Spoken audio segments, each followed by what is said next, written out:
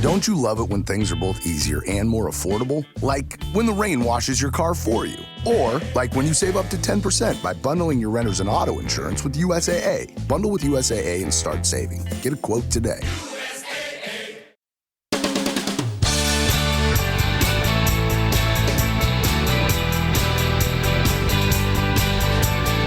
Hi everyone, I'm Barbara, and this is Age Better. If you're a regular part of the Age Better audience, welcome back. And if you're tuning in for the first time, welcome. And thanks to all of you for taking some time out of your very busy day to spend a little bit of it with me. So today we're exploring something we all face at some point, yet rarely discuss openly: how grief lives in our bodies. When I lost my mother in 2021, I was adrift in a sea of emotions I just couldn't name. Shortly after, Dr. Mary Frances O'Connor published her groundbreaking book called The Grieving Brain, which illuminated how our minds process loss. And I was lucky enough to get her on the show to talk about her research and her book. That conversation with her offered light during a very dark time for me. Many of you reached out to tell me how much that episode meant to you too, and so I really appreciate all of that input. I'm thrilled to welcome Dr. O'Connor back today as she unveils her latest work, The Grieving Body: How the Stress of Loss Can Be an Opportunity for Healing. So think about it. We know grief breaks hearts metaphorically, but what if it's happening literally? As a renowned neuroscientist and psychologist at the University of Arizona's Grief, Loss, and Social Stress Lab, also known as GLASS, Dr. O'Connor has uncovered startling connections between bereavement and our physical health, from our beating hearts to our immune systems fighting to protect us. So why is this conversation so important? Well, because your body is speaking a language of loss that you might not understand yet. Those sleepless nights, unexplained aches, the exhaustion that doesn't match your activity level. These aren't just symptoms to push through, but meaningful signals from a body that is navigating trauma. So whether you're in the raw, early stages of grief, supporting someone who's hurting, or maybe carrying loss from many years ago that still feels quite heavy, today's conversation offers more than comfort. It provides a practical roadmap for transforming grief from something that depletes you into a catalyst for deeper healing. For more information about Dr. O'Connor's groundbreaking research and information on her new book, The Grieving Body, as well as her first book, The Grieving Brain, check out the links in the show notes. All right, everyone, let's get this conversation started. Dr. O'Connor, welcome back to Age Better. Oh, it is so lovely to be here, Barbara. And please feel free to call me Mary Frances. Mary Frances, thank you. You know, your first book, which I loved, that came out in 2022, talked about the brain, the grieving brain, and explored how loss and bereavement can really impact our minds. And that was excellent timing on your part. And I have to thank you because my mother had just passed away a few months before. Yeah. And as soon as I read your book, I said, I have to have you on the show. And I was lucky enough to be able to do that. And we had a wonderful discussion that really helped me. And the book helped me a great deal as I myself was journeying through my grief. And I heard from so many listeners, Mary Frances, that the conversation and the book helped them too. So that's really wonderful. So let's talk about your new book, which I have right here, The Grieving Body. So you went from the brain to the body, natural connection, in my opinion. So I think it was like the logical direction to go. But let's talk about what made you decide to do this book and what is the intersection between the grieving brain and the grieving body. What's funny about it is my research. You know, I've been studying grief in the lab, as it were. The GLASS lab. The GLASS lab, the Grief, Loss, and Social Stress Lab, for the past 25 years.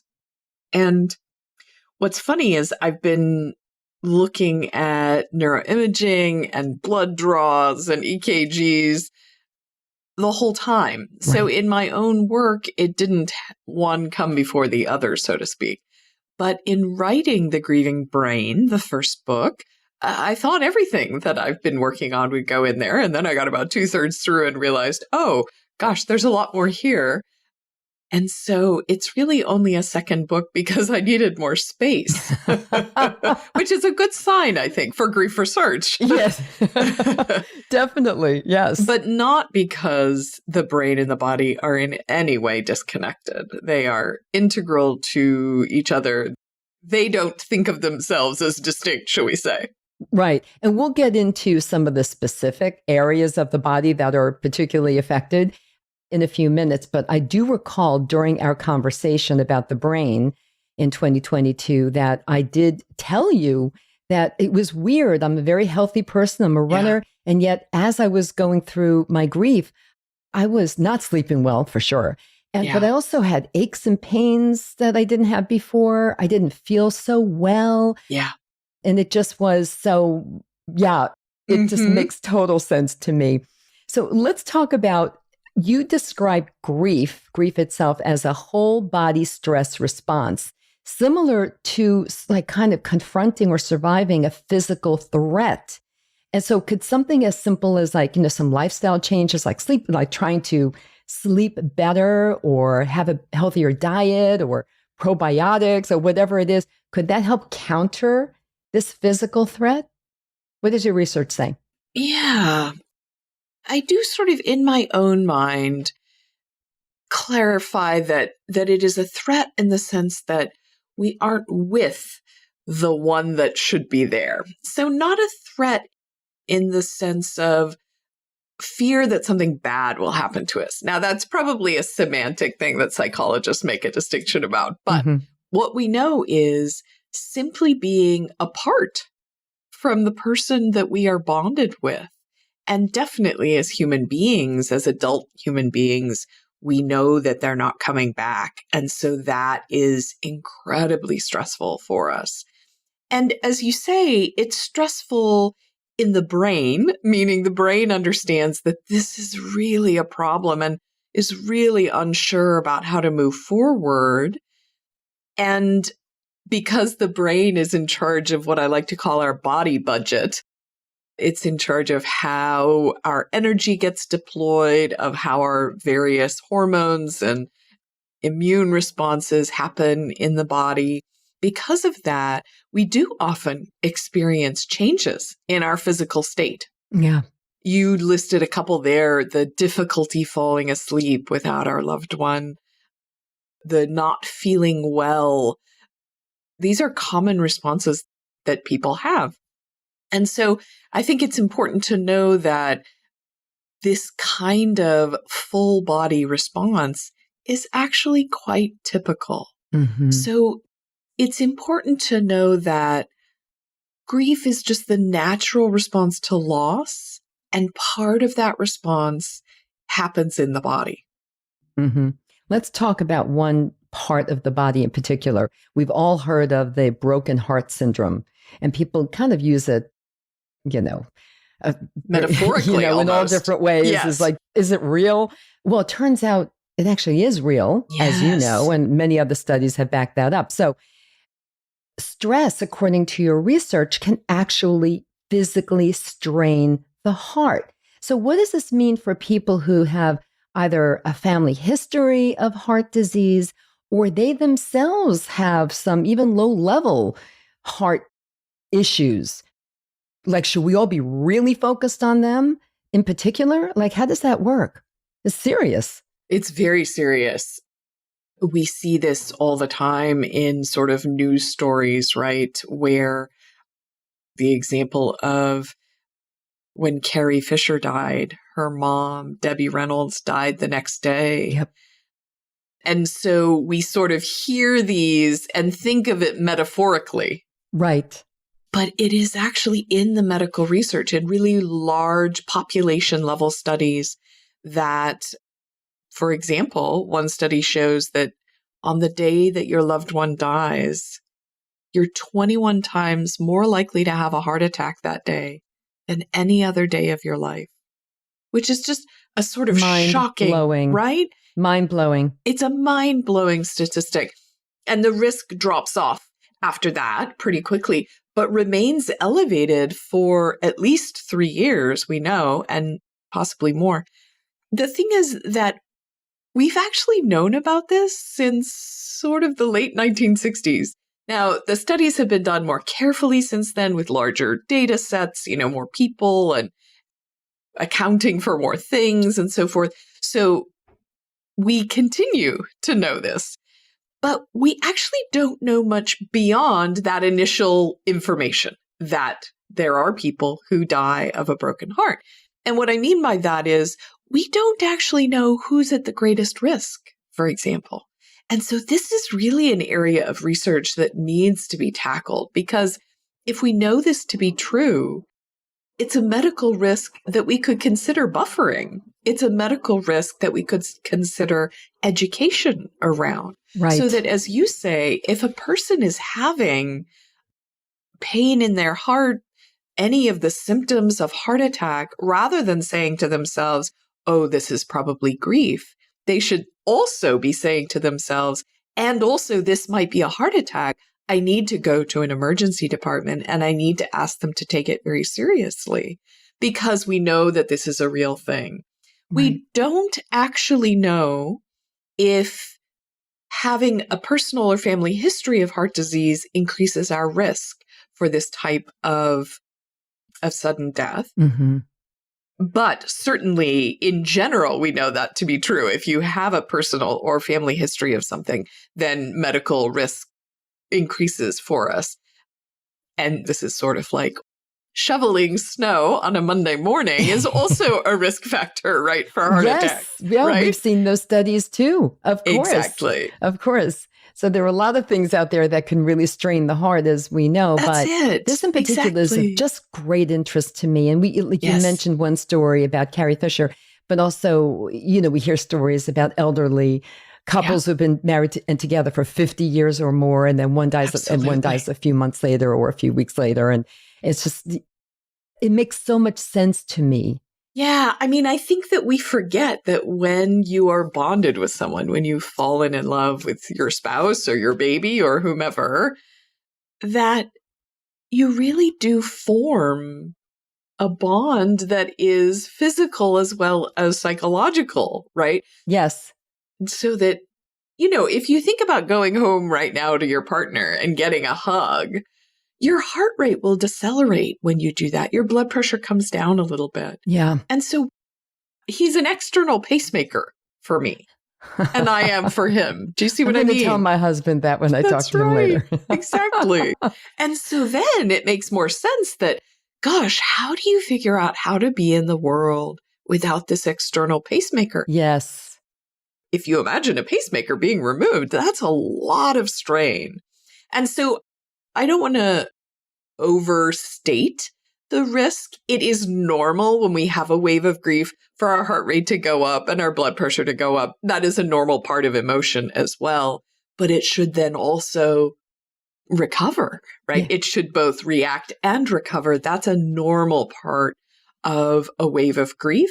So we just want to be aware that we can get outside the bounds of typical heart function. Yeah, I think that's the biggest takeaway of that, is that I think everyone listening in really, they need to understand that you need to pay more attention to your heart or pay more attention to those in your life who are grieving, just to make sure that they aren't demonstrating any real heart issues that need to be medically dealt with.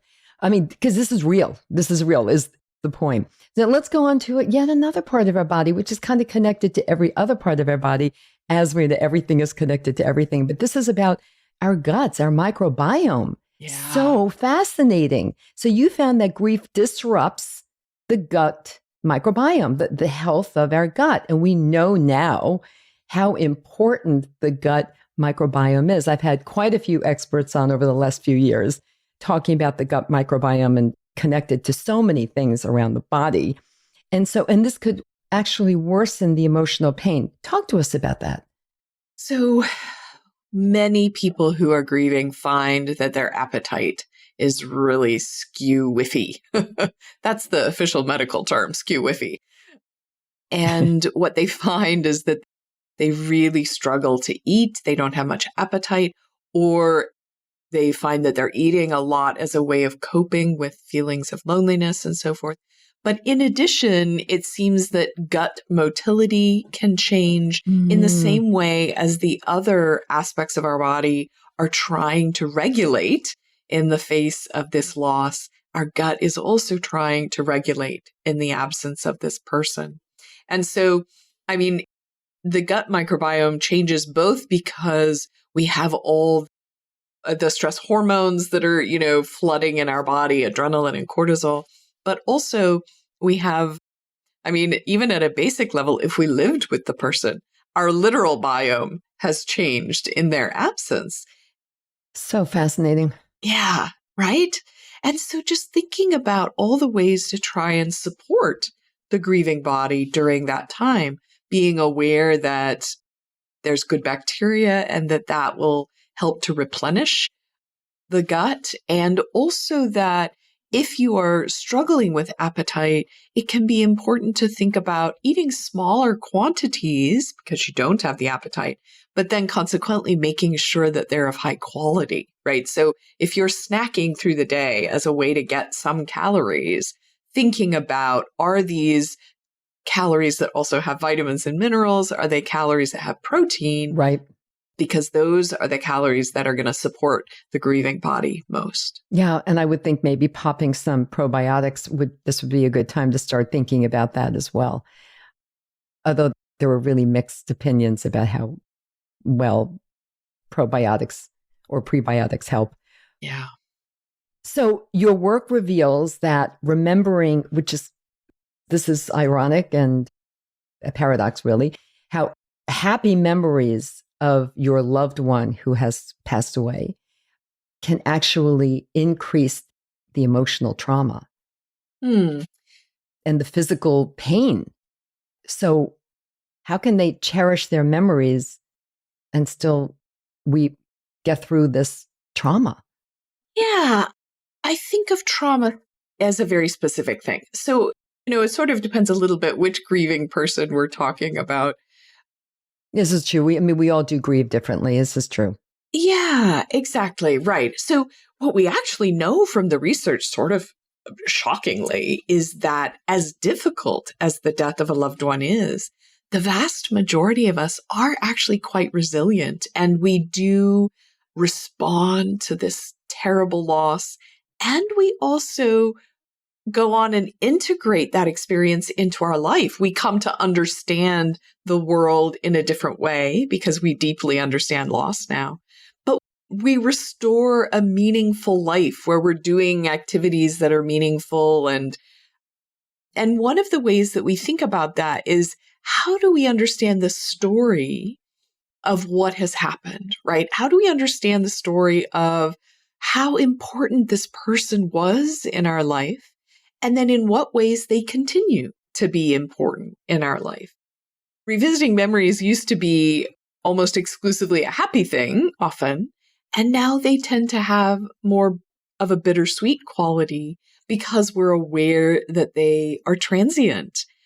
But of course, all of our memories are transient, right? All of our experiences, right, are transient. And it is only that the loss reveals that is the case. So I'll give you sort of a silly example. My dad and I were big fans of the peppermint O's that come out at Christmas in Trader Joe's. Yeah. And I have such wonderful memories of us sort of like guiltily eating way too many of these cookies, right? And so now when I'm in Trader Joe's and they bring out those cookies in December, I get real sadness, yeah, you know? Like what we call the tug of the heart. You literally feel that, don't you? Literally feel that, exactly. And so those memories are still wonderful. And I'm so grateful I have them. I'm so grateful that he and I connected in that way. And And I also feel sadness that I won't have that this coming Christmas. But over time, I think it's that we come to understand what waves of grief are. They become more familiar and a little less intense, a little less frequent. And learning, they get softer, as a good friend of mine had told me. Oh, that's such a good way to put it. And I think some of it is learning, how do I comfort myself in a wave of grief? Because it's not that they're going to go away. Right. If we're waiting for a moment where we don't have grief anymore, that is unlikely to happen. But we do get better at being a person who has waves of grief. So let's talk for a minute about how your research shows that grief, bereavement, loss can go from generation to generation, like generational scarring. Yeah. Talk to us about that. How can we stop the cycle? I think one of the easiest ways to think about this is thinking about how you were taught what grief looks like as a kid, right? So what are your memories of what happened in your family when a family member died? How did people talk about that? Was there a funeral, and what did that feel like? Was it something that your parents talked with you about or not? And here's the thing. We know that the experience of grief is universal. In fact, many of our social mammals demonstrate behavior that makes it appear that they are also experiencing separation and grief. Yes. And so while the experience is universal, the expression of that grief looks very different in every culture, every subculture, every period of history, and the amount of expression really varies.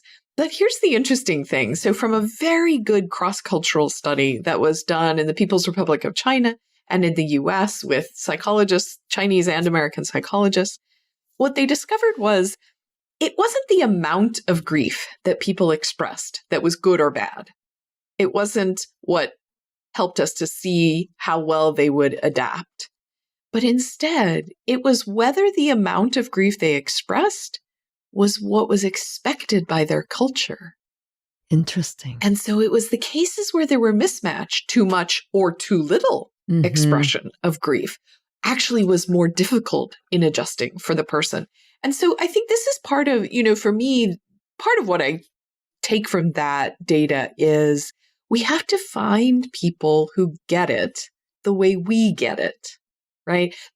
We have to find the people who understand our way of expressing grief, whether that is more or less, and to feel safe and comfortable with people as you're going through this process is the most important thing.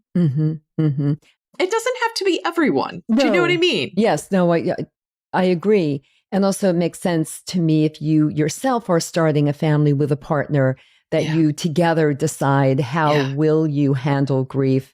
Yes. And teach your children accordingly so that how you hold grief in your life can be shared with them and then they can carry on.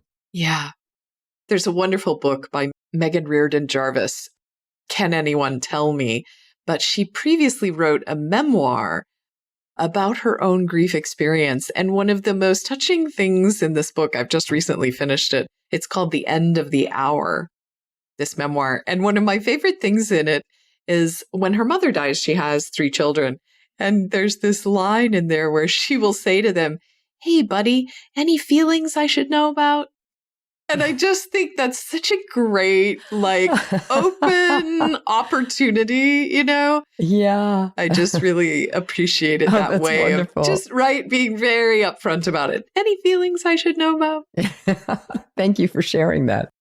So let's get back to the body and how it is impacted by grief and loss, bereavement. So you mentioned inflammation. I happen to have an obsession with inflammation. I'm very... because there's so much we don't know about it. I know that there's a lot to do with the microbiome. So many things that could go wrong with the body are caused by inflammation, including Alzheimer's and other forms of dementia and so on. And so I was very interested in reading that in your book. And so it turns out that inflammation strikes early in grief, but then it weakens our immune system later. So it's like a continuum, a not good continuum. Yeah. And so are there specific things we can do? I mean, I suppose we should just do all the recommended lifestyle things to help our bodies be stronger with food and exercise and sleep and managing our stress levels, of course. Well, we should always be doing those things. But then are there recommendations for like vaccines being delayed or certain procedures being delayed because this actual physical reaction is happening? Yeah, What do you it's such think? a good question. So I think when I was a postdoctoral fellow, I started thinking about the idea that although we know some about the cardiovascular risk, that actually there's an increase in what they call all-cause mortality. That is to say that all diseases that we can die of are increased in bereavement. So increased rates of pneumonia, increased rates of COPD and cancer recurrence and so forth. And so I started thinking, well, this doesn't make any sense mechanistically. Like, why would all the different body systems, right, be affected when we lose a loved one? And then I started thinking about the idea What that do they all have in common? Right, exactly. That's it. Incredible. And so I started thinking about the immune system and inflammation specifically. And so some of my early studies now replicated in other labs in larger data sets that inflammation does increase in people who are bereaved. And the reason that that makes sense is, so for example, if you have asthma, increased inflammation in that person looks like it's more difficult to breathe. Versus if you have rheumatoid arthritis, increased inflammation looks like your joints hurt more. But if you just have these two people and one of them has a hard time breathing and the other one has painful joints, you think, well, what's the connection there, right? So what's important then is a couple of things. We know very specifically that older adults, older bereaved adults, need to get those vaccines because in addition to inflammation, other aspects of the immune system are not as strong either.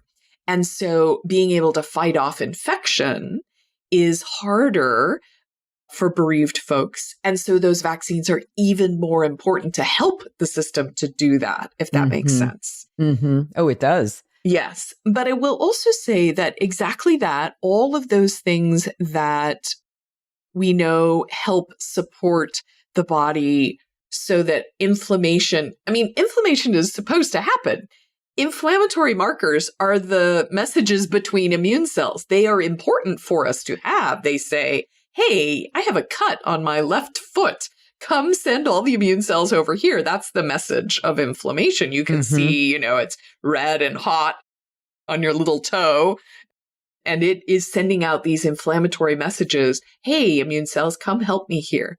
So inflammation is not in and of itself a bad thing. The problem is that when it becomes chronic and doesn't shut off the way it should. And so those things that we know reduce inflammation, as you said, both learning to do diaphragmatic breathing, deep, restful breathing, but also not just knowing how to do it, but actually doing it. Actually doing every that's true of day. Everything. It's That's like we right. know all the good things we should be doing. It's doing them. That's the key. Yes. And really, in many ways, I think it goes along with learning the things that soothe us. By that, we also mean learning the things that soothe our body, right? So taking time to pause and reflect. How is my body feeling? What makes it feel better? And then setting up habits that enable us to support the grieving body, to do those things each day. And again, this recurring takeaway for me as you're talking, and also when I was reading the book, which I'm holding up again, just wonderful, The Grieving Body. And I recommend it to everyone, is that when you're grieving so deeply, it's hard for you to focus on your needs and actually do the things that you should be doing. to address those needs and take good care of yourself. It's very hard, as you know. And so I just feel like this is such a collaborative thing.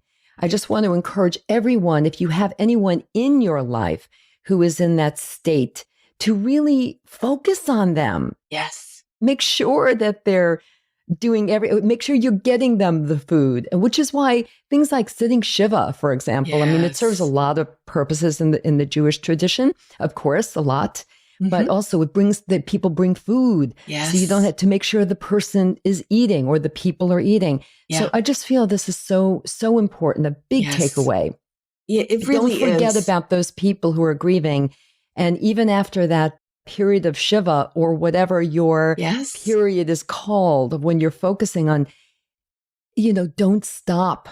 Don't stop focusing on them. Yes. And I just want to, I think that's so important. It's so important because when we are grieving, our motivation is often quite low. Yeah. Our motivation to care about much of anything is often really, really challenged. And what's important here is these aren't mysterious things. Hypertension is really easy to detect. It just actually requires you to go to the doctor and get a regular checkup. And often when we've been caring for a loved one who has then died, we have, our own health has taken a back seat for understandable reasons. But now is the time to text your friend and say, hey, how long has it been since you had your teeth cleaned? Maybe I'll check in with you next week and see if you made an appointment for a dentist visit. Or how long has it been since you had your last mammogram, your colonoscopy, your regular checkup? Because these things that happen in the body, they're not mysterious. They're not different because you are grieving. It's just that the risk of the regular things that can go wrong in the body increases. Yes. And so now is the time for surveillance and follow-up if needed. Yeah, thank you. Thank you for that. Yes, I mean, that's all very, very clear. Let's talk about sleep. I mean, we now know, it makes me laugh because I have a couple of books out, and my first book came out in 2010, okay? So first book, 2010, and it was all about healthy aging and whatnot. And I remember that there was a reference to sleeping, literally a passing reference, really. Mm-hmm. And now for my last book, there's a big chapter, a whole chunk devoted. Mm-hmm. I mean, there are books devoted to sleep, but for me, it was a chapter devoted to sleep because there's so much we know about sleep and its restorative properties and what it can do. So, of course, we've been saying that when you're going through grief and bereavement and loss, it's impacted. So, yes. What do you say about that? And also, there are some cultural practices that require kind of overnight vigils and the like. And so how do we make sleep a bigger priority when one is grieving? Yeah. I think the first thing to know is that it is normal that your sleep gets disrupted. Many bereaved people talk about how difficult it is to fall asleep or how difficult it is to stay asleep. That was my biggest issue. Falling asleep because I was so exhausted was not an issue, but then waking up throughout, asleep. Absolutely. Yeah, absolutely. So I think this is a great example where understanding how to support the body in its natural return to regulation, right? So the thing that's important is, okay, so we know it's going to be disrupted. That is okay. It's a natural response. The question is, how do we get it back on track? And so I really do think of this as not on any given night, how is your sleep, but is it improving over time, right? Yeah. Or getting back to the way it was if it was good. Yes. That's right. Kind of going back to normalcy. Normal for you. Yes. And so one of the ways that we can think about that is sleep is very much regulated in a circadian way. And so while we can't force ourselves to go to sleep, we can, for the most part, force ourselves to get up at exactly the same time every day. And that's even if you've had a bad night, even if you're feeling tired, that the key is you're really retraining your body. This is when we get up. And by doing that, then eventually you start to want to fall asleep in advance of that, right? So by having this habit that you really build in for your system. It's like supporting yourself with a cast, right? The cast isn't actually helping you to knit bone cells back together, but it is supporting a healthy process. So similarly, getting up at the same time each day. Mm-hmm. I think the other thing is that many of us, our sleep is dysregulated. This person we're used to saying goodnight to and then falling asleep is not there. And so we have to figure out, what does it mean to fall asleep in the absence of that, or stay asleep in the absence of that? Mm-hmm. Unfortunately, people will sometimes introduce things into their sleep cycle that in the long run make it harder. So for example, taking sleep medications, unfortunately, is now something that the sleep system expects, Yes. right? So it's adjusted based on those sleep medications. And what we know is that for bereavement, those aren't usually helpful in the long term, even if they help you fall asleep on any given night. Yeah. And another thing that people will do is they can't bear to go to bed because it often brings up grief for them. Yes. And so they will fall asleep in their easy chair or on the couch, right? Yeah. But now you've taken away the natural, what we call sleep pressure. Just as you said, I'm so tired that I'm going to fall asleep as soon as I get into bed. If you fall asleep in your chair and then later get up and try to go to bed, you are very likely to have difficulty. You've introduced this sort of evening nap into your sleep system, and that's going to make things harder. Yeah. So thinking about, what does a healthy sleep system look like, sleep schedule look like, and how do I get closer and closer, right? How do I approximate that for myself? Most people have sleep problems for less than a year as grieving people, and actually for most people, much less than that as well, even less than 6 months. So if you are having difficulty with sleeping, letting your doctor know, seeking out something we call cognitive behavioral therapy for insomnia, or CBTI, which people can find online, can be very helpful. I found that breathing, like the box breathing, Yes. like 4-7-8, and I just do the that. deep, it really does work for really me. And does it's so work. simple. It is. It's really so simple. And when I wake in the middle of the night, I find now it's the first thing that comes to mind, right? Oh, So yeah. it also, I find, helps both. It soothes my body. It helps me know kind of where I'm at physically, but it also is soothing for my mind. It gives my mind something to do instead of spin on other thoughts. Yes, that's right. You're counting. It's like counting sheep, but Exactly. with some Counting real box breaths. breathing. Exactly. Exactly.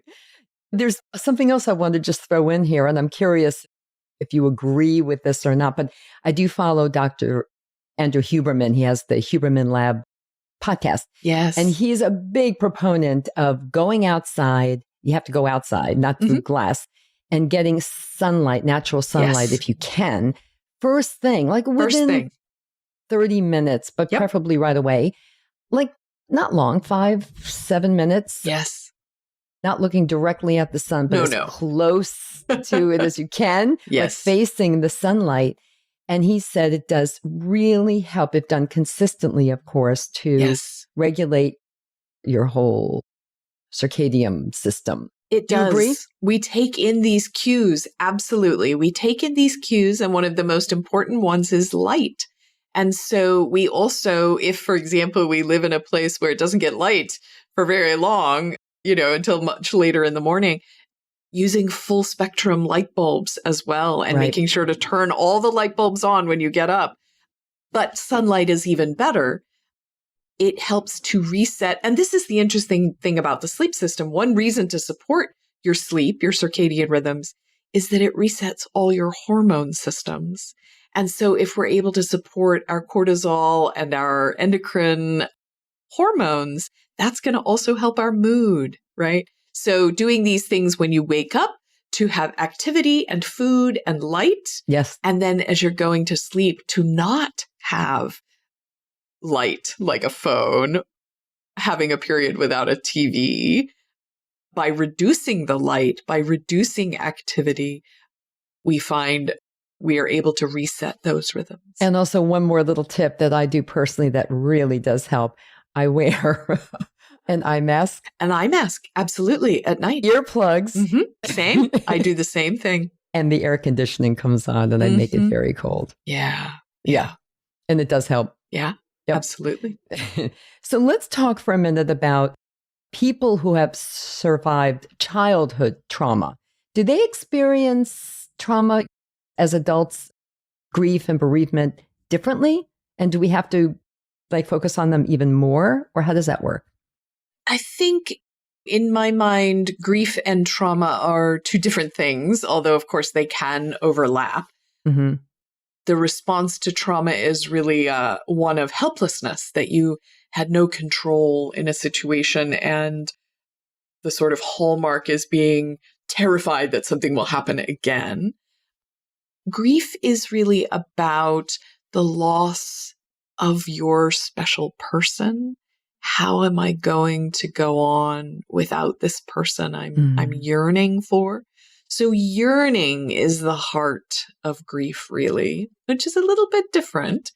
In any case, what we know is that when children have experienced the death of someone very close to them, it can have an impact on their physical health in such a way that we can continue to see it in some instances going forward. So especially if that grief was not supported, that the messages that the child took away from the loss of that important person were things like, I'm not worthy of being loved, everyone leaves me, the world is an unsafe place, right? If those are the sort of messages, rather than people are very good to me when bad things happen, life is very precious and I have to take charge of what I'm going to do, right? Those are very, very different sets of messages. Yeah. I can have strong feelings and still make good decisions, right? So in many ways, it depends on the messages that children took away from the losses that they experienced. But when those losses continue to be chronically stressful on the body as well, we can see sometimes that a loss in adulthood will remind them of these earlier messages, remind their body of this sort of chronic stress. And so for people who have anxious attachment, we can see that grieving is often even more challenging for them.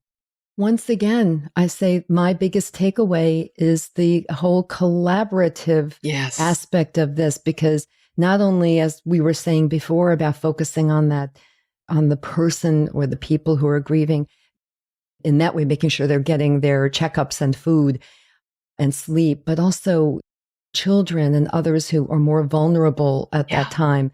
Like, are we really paying attention to them enough? And it all depends upon the family unit, the community unit that is surrounding that person or those people. And again, it's such a collaborative thing. It really is. Yeah. I mean, it's a personal experience, and yet it's a group experience.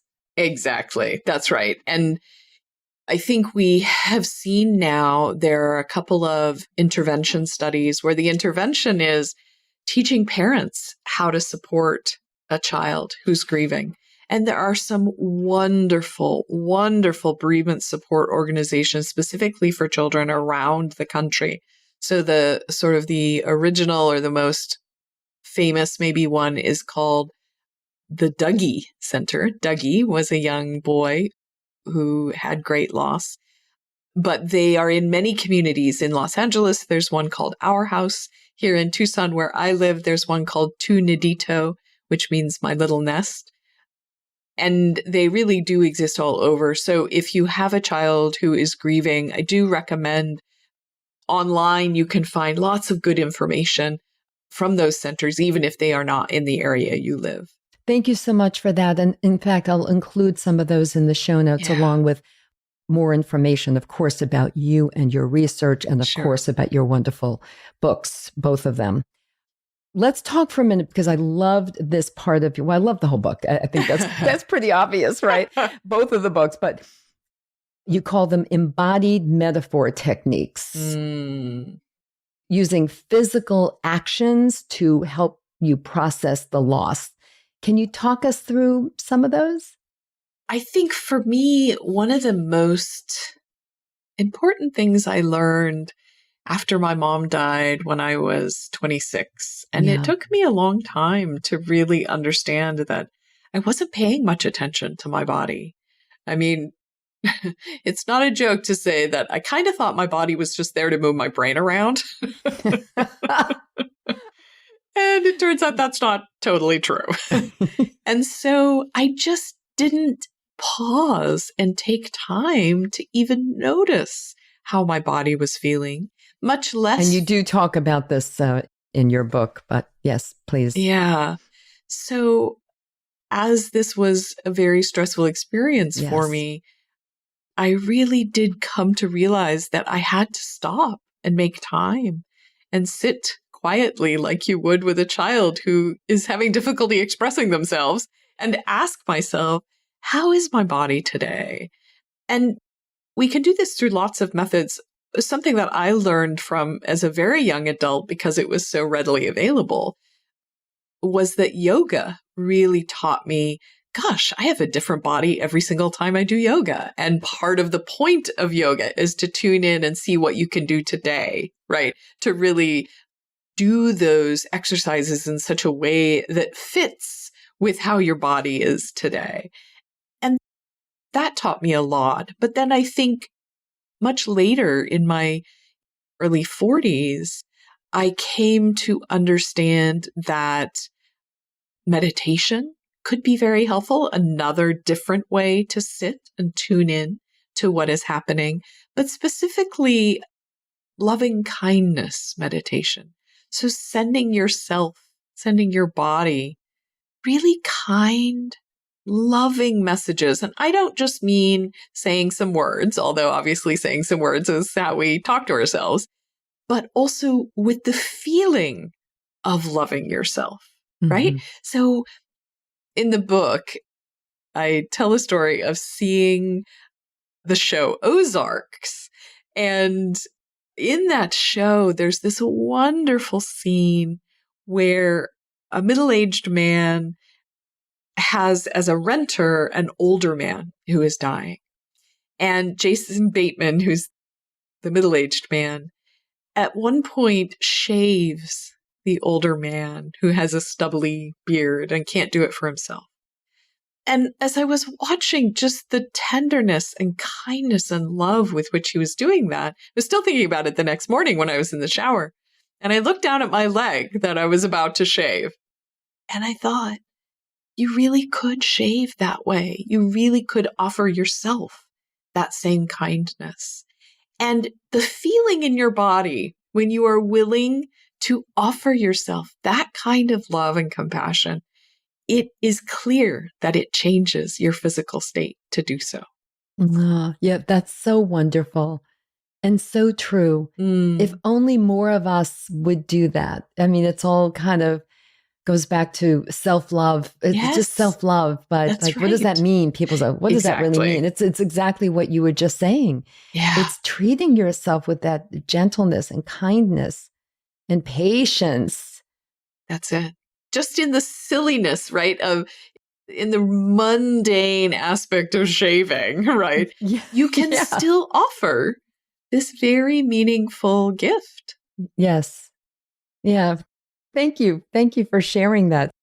So you do argue in your book that doctors often miss grief's physical signs. And we've been talking about a lot of them throughout this conversation, but or there's, I mean, you mentioned some symptoms also. This certainly has having to do with the heart. But are there anything in particular you think that we should focus on that doctors, like if there are any doctors listening in right now, that they should really be focusing on with their patients who are grieving? I think in some ways, doctors have to walk a tough line because we rely on them both for medical expertise and also for care.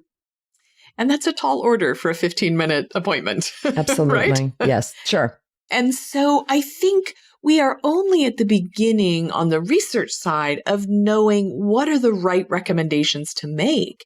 And so I really look forward to a world where doctors know how to normalize the experiences that people are having. I see that you've been having difficulty sleeping. I see that you've lost weight.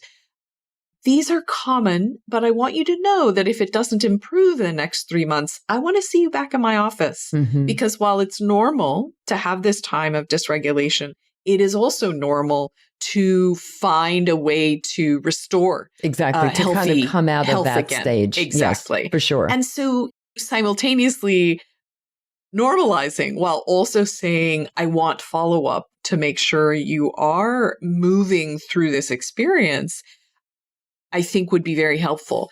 I think in addition, we think that when someone is experiencing grief, we do need to be more aware of the risks. So this is an analogy that may sound silly to you, but grief is not a disease. It's not a disorder. It is normal. But I think in a similar funny sort of way, pregnancy is not a disease nor a disorder. And yet no one would say that pregnancy is not physiological.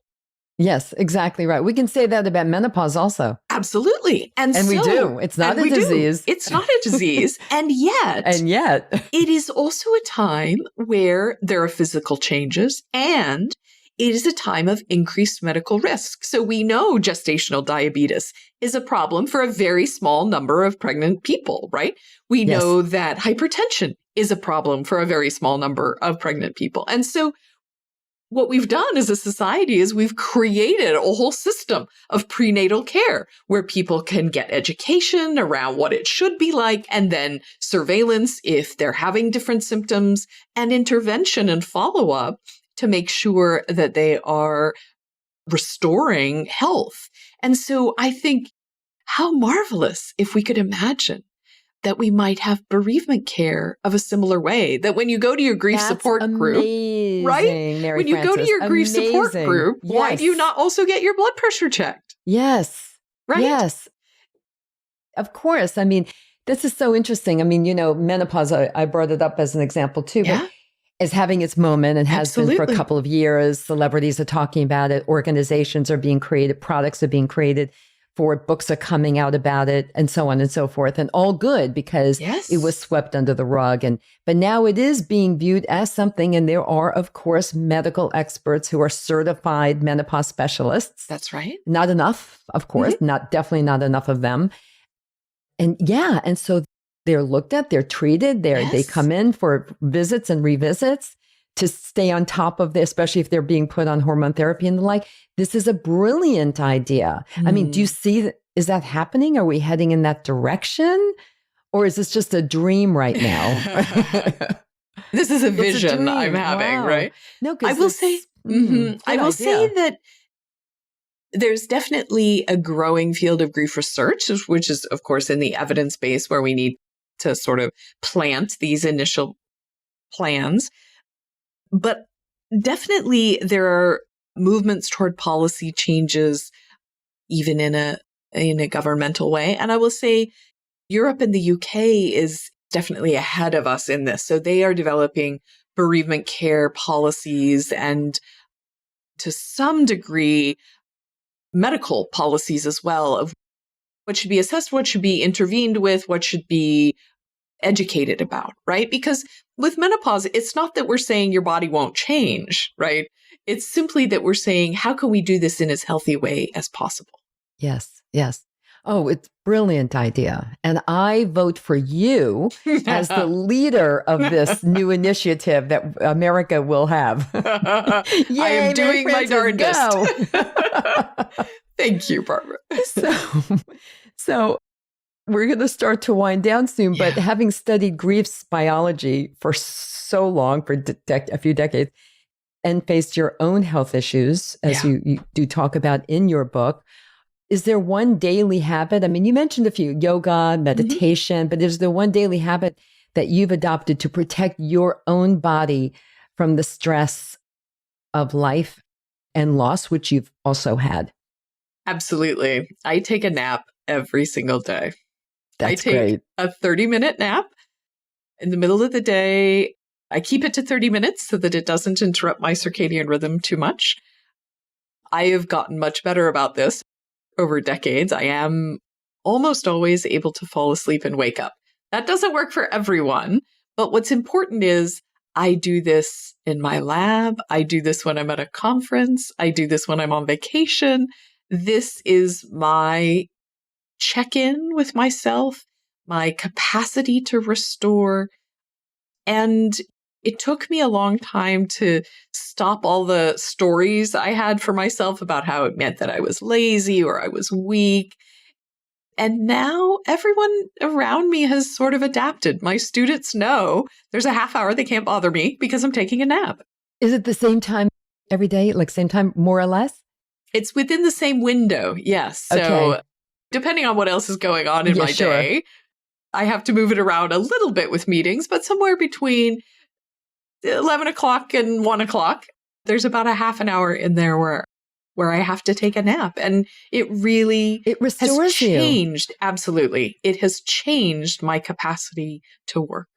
That's amazing. What's really amazing is that I had this same exact conversation only 3 days ago with two of my closest friends. We're a trio. We'd speak to the three of us speak. One of them is a doctor. And she is the one like, I'm exhausted. I really need to take a nap today. She said, I have. And then she said, but I can't. I have too much to do. I'm not going to do it. My other friend said, I take a nap every day. I have discovered, and we're all in our 60s. And she said, if I don't take my daily nap, that's right. And she goes into a sleep, like she sleeps. Oh, I sleep. If I don't take my nap, I can't really function that well. I can't do what I need to do the rest of the day. So it is a non-negotiable thing. And then my other friend said, I'm going to go for a run, and said, like, she feels as though she's being lazy, as you just said earlier. That's how you felt initially. So we have to work on her. We do. She listens to every episode, so she will hear this. And she knows exactly who I'm talking to now. That's right. So if Mary Frances can do this, and she's a busy woman, well, she has to create this whole bereavement thing now. She's got a lot on her plate. And that's exactly it. I have so much to do that I must take a nap, is how I think of it. That's how my other friend says it too. This just incredible, wonderful conversation. Before I let you go, 3 biggest takeaways that you just really want this audience to remember from this very rich conversation today. I think the first one is grief is a natural response. Your brain, your body, your mind, it knows what to do. And part of that grief response is physical, and that's okay.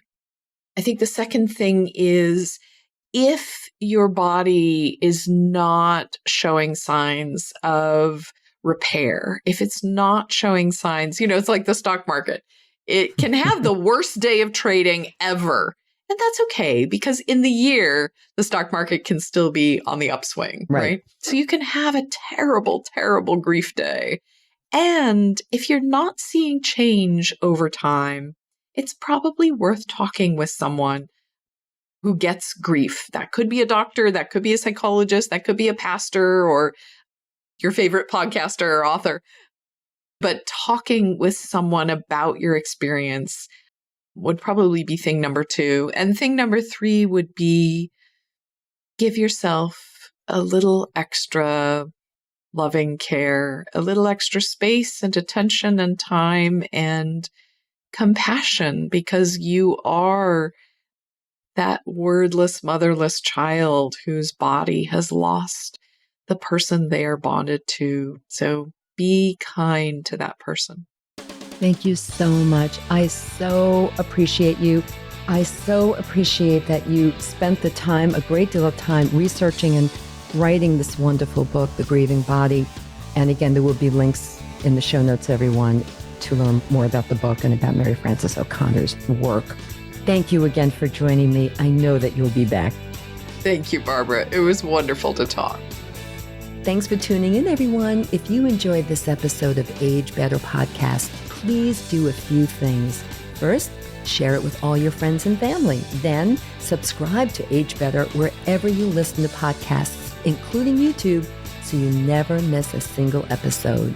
Finally, if you have ideas for topics you want me to cover in a future episode of Age Better, send an email to agebetterpodcast@gmail.com or reach out to me on social media.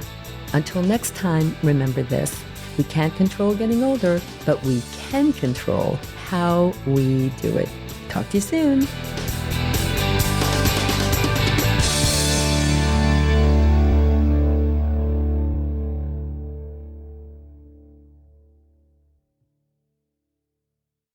Age Better Podcast is a proud member of the Sound Advice Network. Sound Advice, women's voices amplified.